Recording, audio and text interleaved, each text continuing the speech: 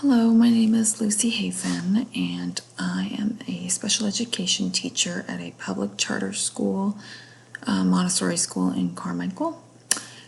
And I have been working for about 5 years as a SPED teacher, and I run a variety of groups, social groups, behavior interventions to help address challenges related to ASD.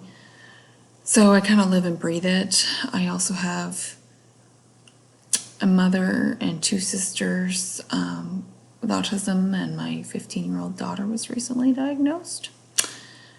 So my experience with assessments, I don't diagnose autism, but my 15-year-old who was recently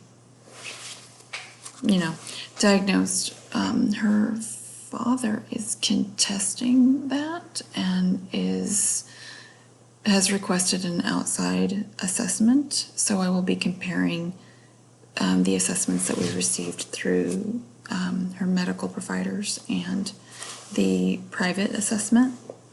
So that will be an interesting experience. And something I'm hoping to learn from this class is I want to learn the strengths and the shortcomings of these various assessments so that I know more about how the school psychologist is looking at this piece and then how to address it within the classroom. I also want to understand this in terms of how to help parents and how to help them understand what autism means for their child, including my daughter's father. And on rainy days, sleep, most important for sure, that I need to catch up on usually. Then building and organizing resources for my classroom.